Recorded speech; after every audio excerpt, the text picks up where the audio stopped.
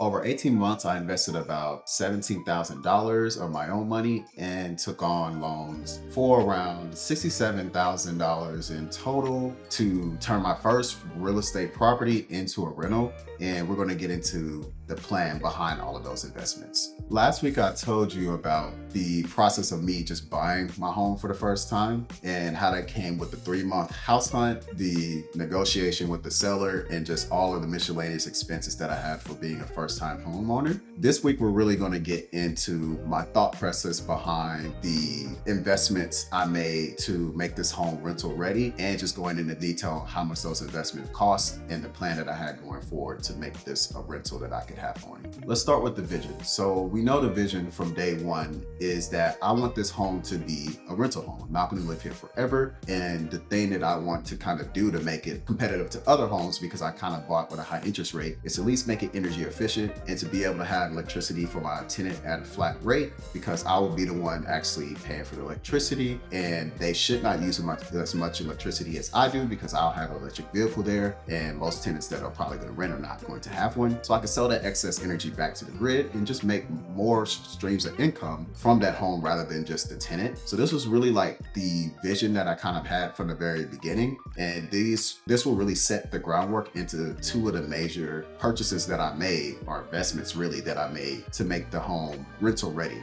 Really. Before we get into the upgrades, I want to go ahead and break down like how much I spent over the 18 months, because the timeline is really early 2023 to like Q2 or June of 2024. So it was around 18 months time span. So around this time, I spent about $17,250 out of pocket. This was broken down by like the solar down payment of $5,900, the lawn sprinklers and the other lawn equipment and purchases was about $3,350. The kitchen was $4,800. And then there's other miscellaneous upgrades like the doors, toilets, the fans, lights.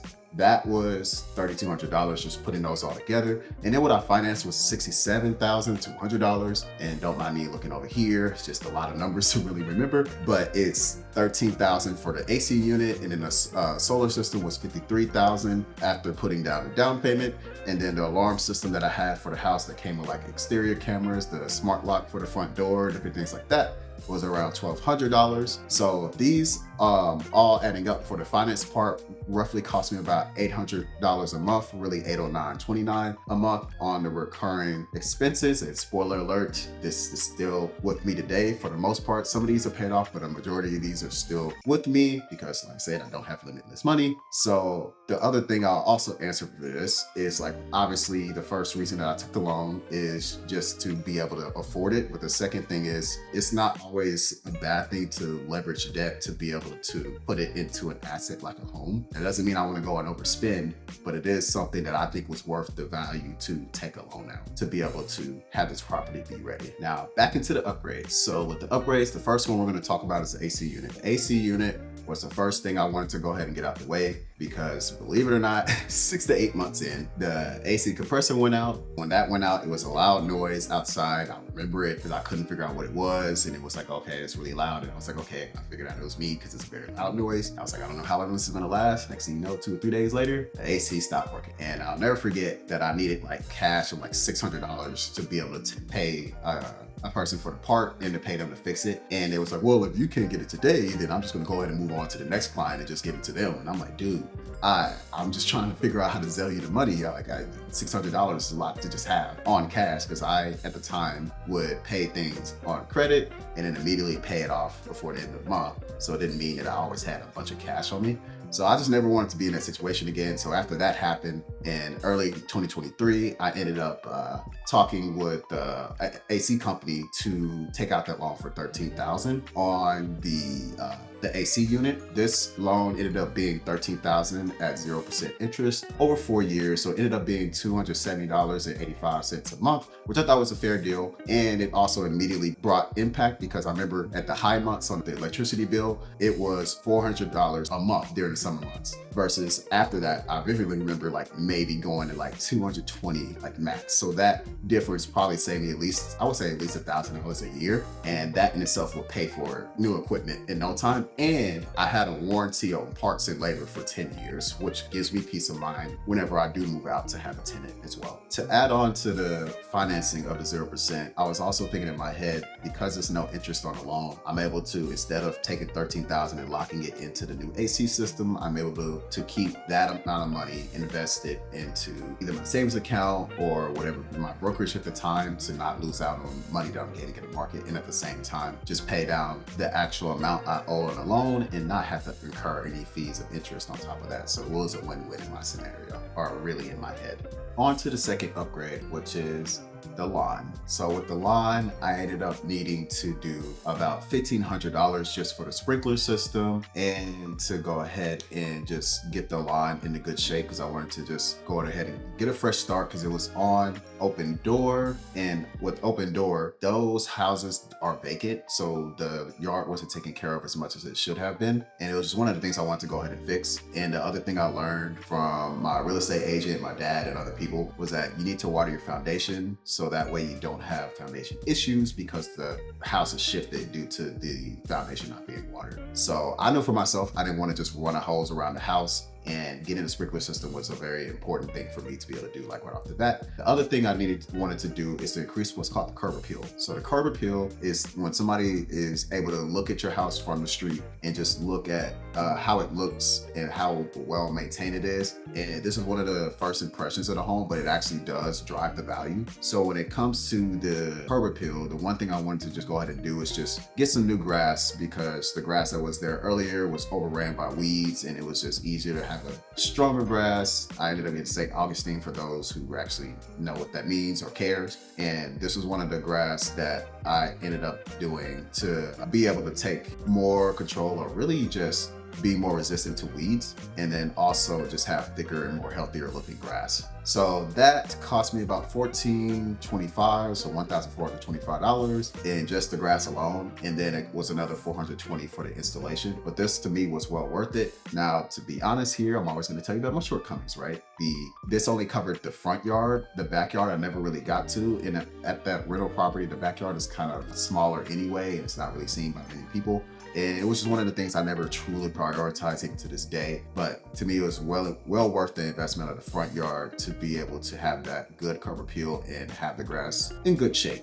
On to the big investment here, and that would be the solar panels and the batteries that came with them. So this was unlocked for me in my head after having at least 3 months or so of electricity bills with the new AC system, so that I can get a properly sized solar system to go on the house. When I got that system, I ended up financing it for $59,000, but I had a 10% down payment, so that's where the $5,900 came from earlier. And when it came to the loan terms, it was over 15 years, but it was at 7.49% interest, and still is today. That ended up making me have the payment of $491 a month. Now, this is an extremely high interest rate, but in my head, I was thinking of two things. At this time in 2023, so that's when I got it installed in December of 2023, they had the tax credit for getting new home energy or renewable energy at your home. So I ended up getting 30% back when I filed my taxes the next year. That roughly was about $17,700. And I had two options. I could have put that back into the loan itself to lower the loan amount that I paid every month to like $260 something or something around that range, or I could take that and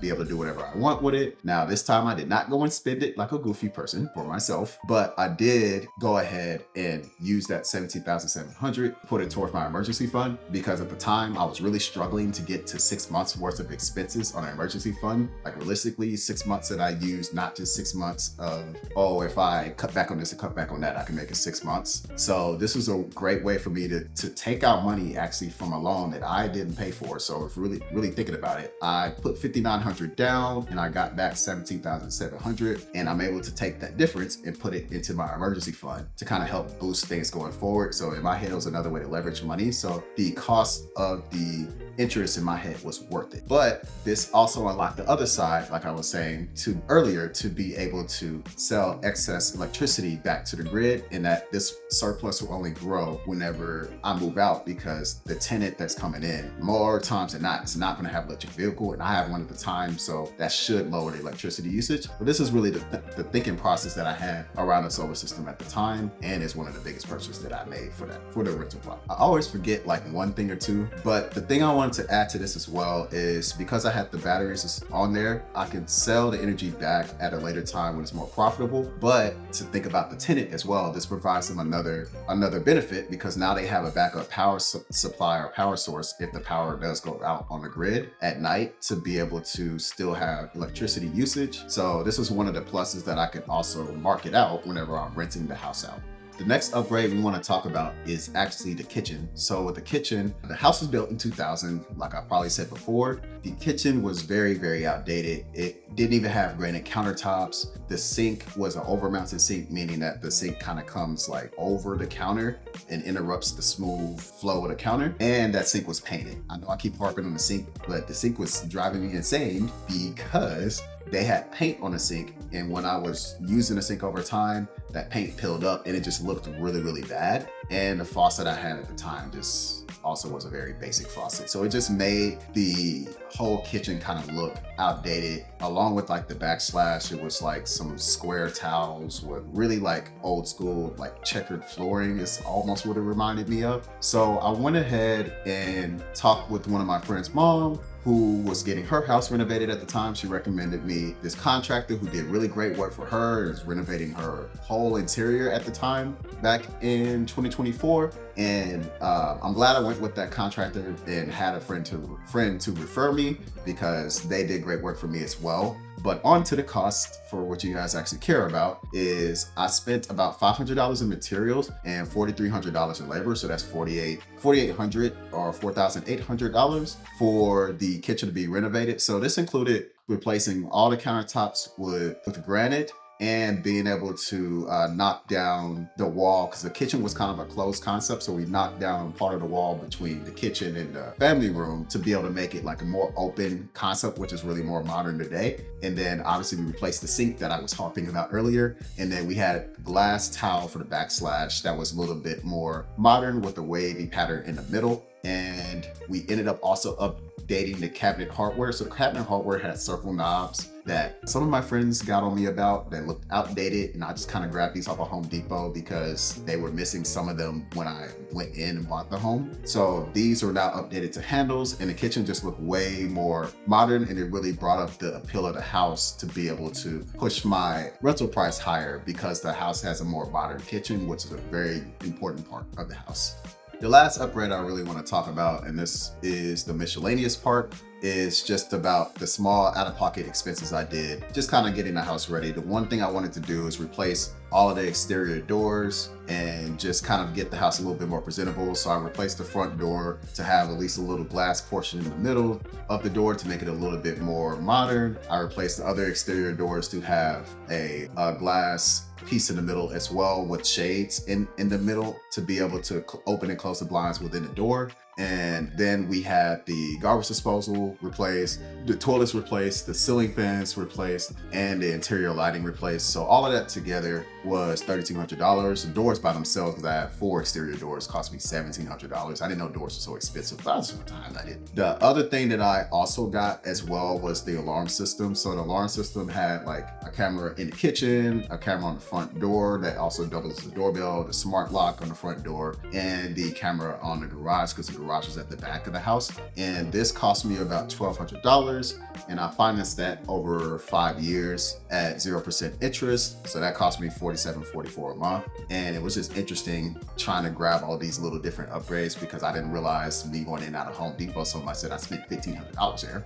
But this is something that I want to make sure that you guys can have the complete picture on all of the little things that I had to pay for to just kind of get this house ready to be able to rent. So to put all these numbers together again, and please excuse me because I'm definitely about to look on the side to just kind of make sure I get these numbers right, but we can go ahead and break down the complete investment. So out of pocket, again, is $17,250, $5,900 on the solar loan. The lawn itself was $3,350. The kitchen was $4,800, and the other upgrades we just talked about was $3,200. We ended up financing $67,200. And once again, AC is $13,000, 0% over 4 years, $285 a month. The solar loan is $53,000 with 7.49% over 15 years, $491 a month. And then alarm system is $1,200 over 5 years at 0%. And this one I ended up paying off before I moved out, so I'm not going to include it in the monthly obligations. But if we put all of the finance options together,